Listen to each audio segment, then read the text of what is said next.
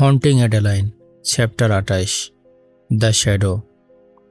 Fucking নির্বোধ সব মানুষ, মাথার ভেতর ঢুকেই না এরা কতটা বিকৃত। আমি ঠিক সময়ে এসে এখানে পৌঁছালাম আর দেখলাম মার্কের পুতুলের মতো সাজা মেয়েটাকে হা করে তাকিয়ে দেখছে, যখন তার স্ত্রী ক্লায়ের ঠিক তার পাশে বসে আছে আর সে ওই কিশোরীকে চোখ দিয়ে ধর্ষণ করছে।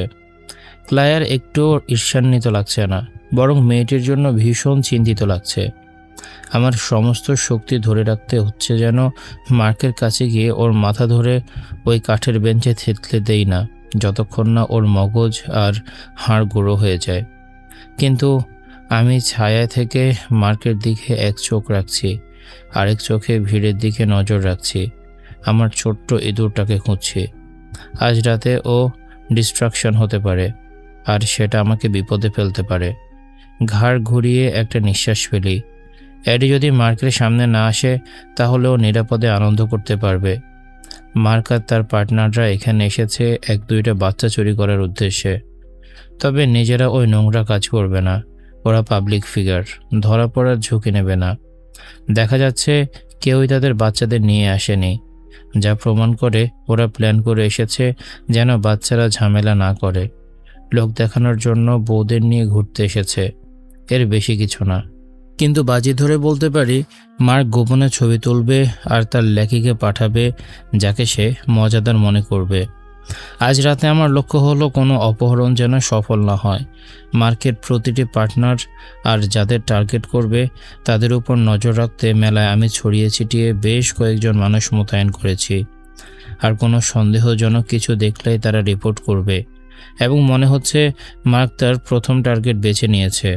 পুতুলের মতো মেয়েটি মার্কের সাথে চোখাচোখি খেলছে, এমনভাবে হাসছে যেন নেশাখোর আর তার ডিলারের হাসি বিনিময়। সে শিশু নয়, তবে যথেষ্ট তরুণ, যাকে সহজেই চামড়ার ব্যবসায় বিক্রি করে দেয়া যাবে। মার্কের উপর নজর রেখেছি, আমি জানাই। জয় আর অন্য ভাড়াটে যোদ্ধারা আমার কানে লাগানো ইয়ারপিসে আমাকে শুনতে পারছে। ভিড়ের মধ্য দিয়ে সতর্কভাবে গিয়ে মেয়েটির মুখটা স্পষ্ট দেখতে চেষ্টা করি। তার অদ্ভুত হাসি চ্যালেঞ্জ ছুড়ে দিচ্ছে, কোনো কথা না বলেও। তার চোখের ঝলক বলে দিচ্ছে এটা কেবল কাজের জন্য করা অভিনয় নয়। ক্লায়ার এখনও মেয়েটির দিকেই তাকিয়ে আছে, কিন্তু তার শরীর থেকে ভয়ের গন্ধ বের হচ্ছে, যেটা ওর মেকআপ করা গালে স্পষ্ট। মার্ক তা খেয়াল করছে না, কিন্তু পুতুল তা ঠিকই খেয়াল করছে। মেয়েটি বেঞ্চ থেকে লাফিয়ে নেমে মার্ককে উইং করে এবং অ্যানিস প্লে হাউস নামে ভূতুরে বাড়ির দিকে দৌড়ে যায়। মার্ক তার দিকে তাকিয়ে থাকে, তার পাছার দিকে চোখ সাঁটিয়ে রাখে আর তার শুকনো ঠোঁট ছাটে। এরপর সে পকেট থেকে ফোন বের করে কল করে। আমি চোখ সরু করে এক চোখে মার্কের দিকে আরেক চোখে পুতুলের দিকে তাকাই, যে অ্যানিস প্লে হাউসের ভেতরে ঢুকে গেছে। মার্ক মাত্র 1 মিনিট কথা বলে ফোন রেখে দেয় এবং ক্লায়ারের দিকে ঘুরে তাকায়। তার স্ত্রী সামান্য মাথা নাড়ে। ক্লায়ার কি জানে তা আমার অজানা। মার্ক তার বেশিরভাগ কাজ গোপন রাখে, তবে অনুমান করি তার স্ত্রী পুরোপুরি অজানা নয়। এরপর ভুতুরে বাড়িগুলো জীবন্ত হয়ে ওঠে। জানালার থেকে আলো ঝলকায়, ভয়ের সঙ্গীত বাতাসে ভেসে আসে আর মানুষের চিৎকারের সাথে মিশে যায়। রঙিন ধোঁয়া মাঠের উপরে ভেসে বেড়াতে বেড়াতে ভেতরে ঢুকে যায়। মানুষ দলে দলে ভুতুরে বাড়ির দিকে যেতে শুরু করে। তালা লাগানো দরজার বাইরে লাইনে তৈরি হয়। মার্ক ক্লায়ার এর হাত ধরে টেনে তোলে আর দ্রুত হাঁটতে থাকে অ্যানিস প্লে হাউসের দিকে এবং সেদিকেই চলে যায়। আর মার্কের পেছনে ভিড়ের মধ্য দিয়ে তার পার্টনার জ্যাক, মিলার আর রবার্ট এগিয়ে আসে। ভাই, এই যে কাণ্ড, 4 জনের উপর নজর রাখছি, আমি ধীরে বলি। লোকেশন? জয় জানতে চায়। পেছনে কিবোর্ড ক্লিকের শব্দ শোনা যায়। এই পার্কের মালিক নিরাপত্তায় বিশ্বাসী নয়, কোনো ক্যামেরা নেই, তাই জ্যাক ড্রোন দিয়ে কার্নিভালের উপর নজর রাখছে। তবে কোনো বাড়ির ভেতরে গেলে ধরা পড়ে যাবে, তাই অপহরণের চেষ্টা হলে ড্রোনে ধরা পড়বে। অ্যানিস প্লে হাউস, প্রয়োজনে জানিও, ব্যারন বলে।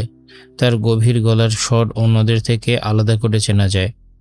আমি কিছু বলার জন্য মুখ খুলতে যাচ্ছি, ঠিক তখনই দেখি দারুচিনির রঙের চুলের এক ঝলক, যে ইতোমধ্যেই অ্যানিস প্লে হাউসের লাইনে দাঁড়িয়ে আছে।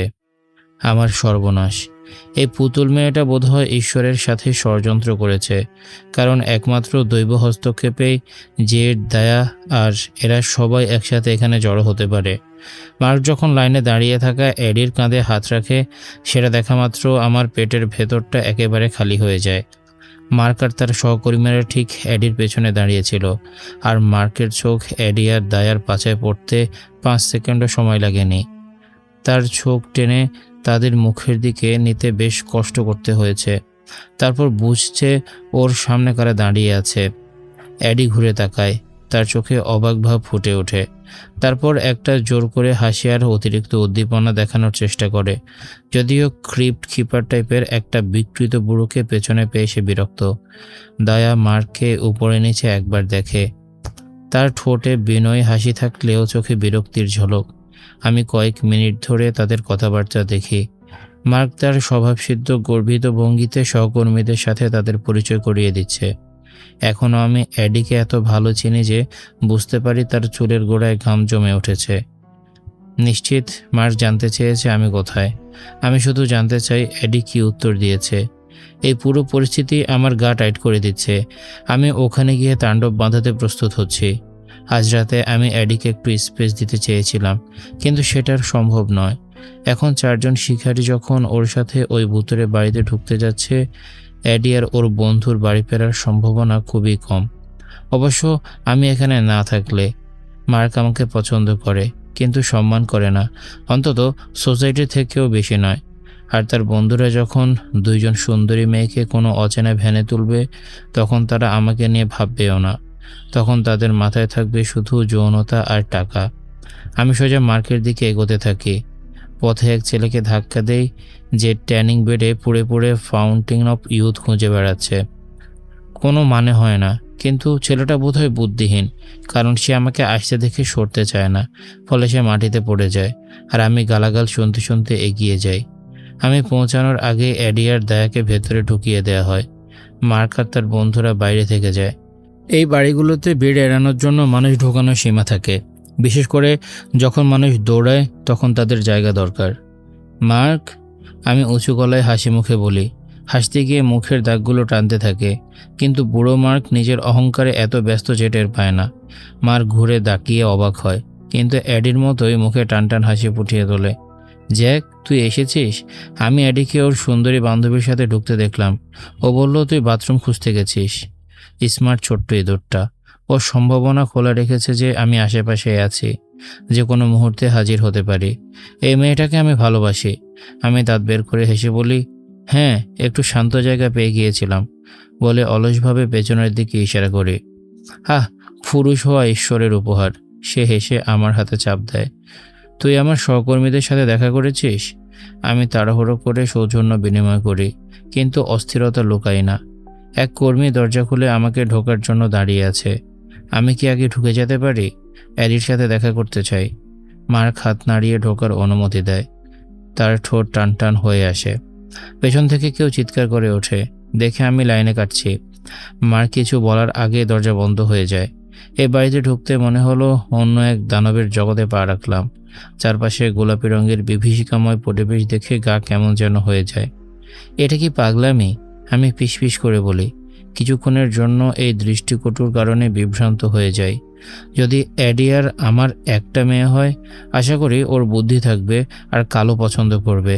সব গোলাপি দেখে চোখ কুঁকিয়ে আসে, মনে হচ্ছে বার্নে এখানে এসে হাগু করেছে। হায় ঈশ্বর! আমার চোখের কোণ দিয়ে এডির বাদামি চুলের ঝলক দেখি। চোখ ঘুরিয়ে তাকাতেই দেখি সে এক কোণার পেছনে অদৃশ্য হয়ে যাচ্ছে। এক দানব তার পেছনে ছুটছে। তাদের চিৎকারে ধোঁয়ায় ভরা বাতাস মুখরিত হয়ে ওঠে। আমার মুখে হাসি ফুটে ওঠে। একটু স্বাদ পেলাম, পরে ওকে যেভাবে চিৎকার করাবো তার। আমার পা স্বয়ংক্রিয়ভাবে ওর পেছনে যেতে থাকে। পিছনের দরজা খোলার শব্দ হয়। মার্ক আর তার বন্ধুদের গলা শোনা যায়। আমি নিশ্চিত করব আমার মেয়েটা আর ওই গাধাদের মধ্যে যেন দেওয়াল হয়ে থাকে। এডি আর দায়া মজা করবে, আসল দানবদের থেকে বিরক্ত না হয়ে।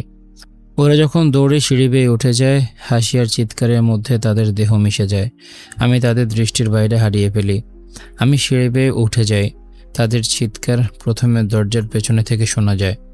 আমি হলওয়ের দিকে তাকাই। এখানে দরজা এত বেশি যে বাস্তবে সম্ভব নয়।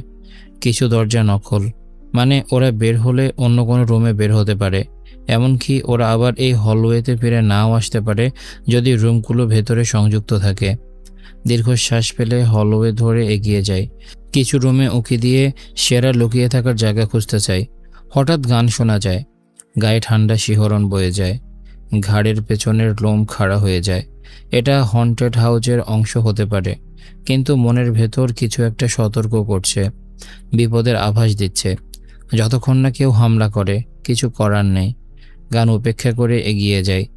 কোনো ফায়ারের জন্য বের হওয়া দরজা এক্সিট সাইন থাকার কথা। আমি মনে করি সেটা পেছনের কোনো রুমে থাকবে। তার ভেতরে থাকা রুমে লুকিয়ে থাকলে হলওয়ে দেখতে পারবো আর ঠিক বুঝতে পারবো কখন অ্যাডি বের হচ্ছে। আমি বাম দিকের রুমে ঢুকে ছোট রুমটা স্ক্যান করি। এক্সিট সাইন খুঁজতে থাকি। হঠাৎ অনুভব করি পেছন থেকে কেউ আসছে, যে আমাকে চায় না তার চা পার্টিতে। ঠিক তখনই একটা আলমারি আর ওয়ারড্রোব থেকে মেকানিক্যাল মানিকিন বেরিয়ে আসে।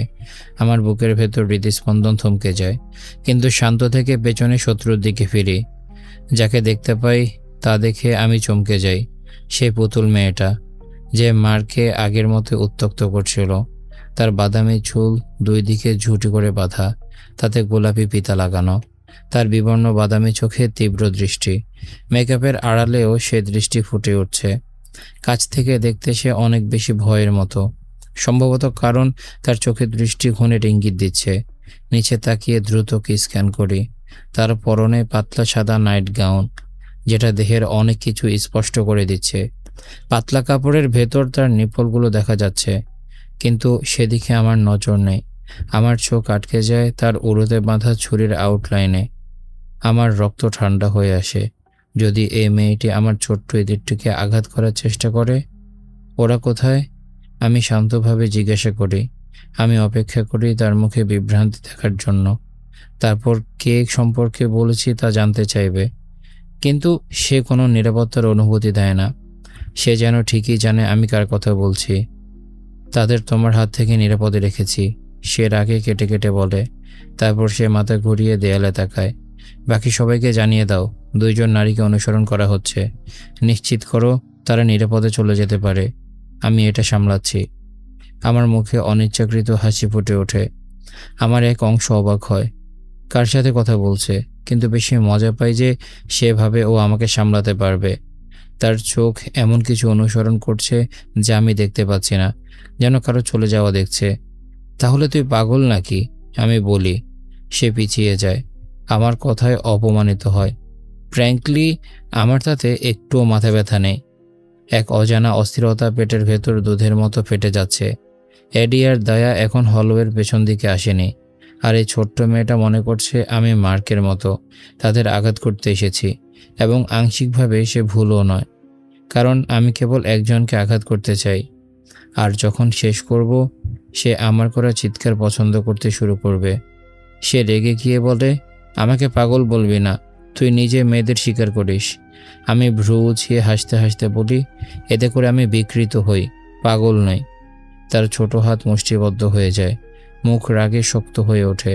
পুতুল মেয়েটি তার নাইট গাউন তুলে ছুরিটা বের করে আনে আর পেছনের দরজা বন্ধ করে দেয়। আমি বুঝতে পারি না হাসবো নাকি রেগে যাব। সে ইচ্ছাকৃতভাবে আমাকে আমার ছোট্ট ইঁদুর থেকে দূরে রাখছে, আর এতে আমি খুব খারাপ মেজাজে চলে যাচ্ছি। ওই ছুরি দিয়ে কি করবি পুতুল? আমি ঠাট্টার হাসি দিয়ে বলি, এটা দ্রুত শেষ হবে। তোরে খুন করব দানব, সে বলে। আমি এই ঝামেলার জন্য সময় পাই না। আমি যতক্ষণ এই রুমে চাকিস ব্রাইডের সাথে আটকে থাকি, মার্ক এর হাতে তত বেশি সুযোগ চলে যাচ্ছে। যদি ওরা বুঝতে পারে আমি কোথাও নেই আর এডি অসহায় অবস্থায় আছে, তাহলে ওরা কোনো কিছুতেই থামবে না। এই মেয়েটার কথা বলার ইচ্ছে আছে, কিন্তু সময় পুড়িয়ে আসছে। আমি ওর দিকে তেড়ে যাই, কিন্তু অবাক হই এই দেখে যে ওর মধ্যে কতটা লড়াই করার ক্ষমতা আছে। আমি ওকে সামলে নেই। ওর অগোছালো আক্রমণ ছুরি দিয়ে শুরু হয়, শেষ হয় মুষ্টির ঘুষিতে। পুরো সময় জুড়ে সে একটা বাচ্চার মতো চিৎকার করে রেগে যাচ্ছে, কারণ কোনো আঘাত করতে পারছে না বলে। আমি ওর মুখে হতাশার ছাপ দেখতে পাই, ঠিক যেমন আমি ওকে আটকাতে চাই আর ও আমাকে থামাতে চায়। শেষমেশ আমি ওর নাকে একটা শক্ত ঘুষি বসাই, যার ফলে ওর পা ফসকে যায় আর সে মেঝেতে আছড়ে পড়ে। সে একটা ফালতু হুমকি দিয়ে চিৎকার করে ওঠে, কিন্তু আমার দৃষ্টি দরজার দিকে। আমি তার পাশ দিয়ে ঝড়ের গতিতে বেরিয়ে যাই। দরজা খুলে দৌড়াতে দৌড়াতে হলওয়ে ধরে এগিয়ে যাই। জ্যাকল, সে পেছন থেকে চিৎকার করে ওঠে, কিন্তু আমি পাত্তা দেই না। আমি জানি না সে কার সাথে কথা বলছে, আর আমার কেয়ারও নেই। আমি হঠাৎ থেমে যাই যখন বাম দিকে তাকিয়ে দেখি রাতের সেই 4 জন পুরুষ এক রুমে গাদাগাদি করে দাঁড়িয়ে আছে। আমি স্বস্তির নিঃশ্বাস ফেলি। একটুখানি চাপা উৎকণ্ঠা কমে যায়, কারণ এডিকে ফাঁদে ফেলতে এখন ওরা সক্ষম হয়নি, যতক্ষণ না আমি শুনতে পাই ওদের মুখ থেকে বের হওয়া কথা। ও কোথায় গেল? মিলার জিজ্ঞাসা করে মার্কের দিকে তাকিয়ে। ভ্যান রেডি আছে, শুধু তাদের অবস্থান জানলেই হবে। আমি সোজা হয়ে যাই। আমার শরীর এমন এক শক্ত হয়ে যায় যেন মেরুদণ্ডে সিমেন্ট ঢেলে দিচ্ছে। আমরা খুঁজে বের করব, মার্ক শান্ত করার ভঙ্গিতে বলে। জ্যাক ওর সাথে ছিল না, তাই বিশৃঙ্খলায় সে তাদের হারিয়ে ফেলেছে। এখনই সঠিক সময়। তুমি বুঝতে পারছো তো? এডি হারিয়ে গেলে জ্যাক যখন জানতে পারবে, তখন তোমাকে সামলাতে হবে। রবার্ট বলে ওঠে। তার মুখের সে বাজে দাগগুলো দেখে মনে হচ্ছে তুমি ওকে ছোট্ট করে দেখছো। মার্ক হাত নাড়িয়ে রবার্টের একদম যৌক্তিক উদ্বেগ উড়িয়ে দেয়। ও ওই দাগগুলো পেয়েছিল কারণ ও দুর্বল ছিল। আমি নিঃশব্দে হেসে উঠি, মাথায় পেছনে পেলে কাঁধ দুলিয়ে দেই ওর এই বোকামির কথা শুনে। তারপর আমার হাসি চারপাশে ছড়িয়ে পড়ে। এই ছোট রুমে ভয়ের শব্দের সাথে মিশে গিয়ে গম্ভীর হয়ে ওঠে। ওই 4 জনের মাথা ঘুরে আমার দিকে তাকায়। তাদের মুখ থেকে রং উধাও হয়ে যায়। তারা ঘামছে, এমনভাবে যেন তাদের সবচেয়ে খারাপ দুঃস্বপ্নকে তারা বাস্তবে দেখতে পেয়েছে। তারা খুব শীঘ্রই বুঝবে আমি ওই দুঃস্বপ্নেরও রাজা, আর তাদের দুঃস্বপ্ন আমার কাছে মাথা নত করে। আমি এমন এক দানব যেটা তারা কল্পনাতেও আনতে পারবে না। আমি রুমে ঢুকি। আমার মুখের হাসি আরও চড়া হয় যখন তারা ভয় পিছিয়ে যায়। যে মার্ক বলা শুরু করে। তুমি জানো এই দাগগুলো কত পুরনো মার্ক? অনেক পুরনো। আমার প্রতিপক্ষ ভীষণ শক্তিশালী ছিল, কিন্তু জানো শেষ পর্যন্ত কে মেঝেতে পড়েছিল গলা কাটা অবস্থায় আর চোখের জায়গায় গর্ত হয়ে গিয়েছিল? সেটা আমি ছিলাম না, হারামি। মার্ক জোর করে হাসার চেষ্টা করে, হাসি পেটে গিয়ে অর্ধেকেই থেমে যায়। জ্যাক, দয়া করে, আমরা তোমার বান্ধবীর কথা বলছিলাম না। মার্ক, শেষ জিনিস যেটা তুমি করতে চাইবে তা হলো আমাকে মিথ্যে বলা। মার্ক মুখ খুলতে যাচ্ছে, ঠিক তখনই রুমের একপাশে একটা ছোট্ট দরজা হঠাৎ খুলে যায় আর বেরিয়ে আসে আজকের রাতের সবচেয়ে বিরক্তিকর জিনিসটা। ঈশ্বরের দোহাই, আমাকে একা থাকতে দাও, আমি গম্ভীরভাবে বলি। মার্ক আর তার বন্ধুরা ঘুরে তাকায় আর দেখে সে পুতুল মেয়েটা সোজা হয়ে দাঁড়িয়ে আছে। তার চোখে এক অদম্য দৃঢ়তা। তার মুখ উজ্জ্বল হয়ে ওঠে। ঈশ্বরের কোনো সম্পর্ক নেই এর সাথে, পাগল, সে বলে। এই ছিল আজকের এপিসোড। কেমন লেগেছে তোমাদের কমেন্ট করে জানাও। দেখা হচ্ছে পরের এপিসোডে। ততক্ষণ পর্যন্ত সবাই ভালো থাকো, সুস্থ থাকো। আজকের মতো আমি তারিফ এখানে বিদায় নিচ্ছি। টাটা।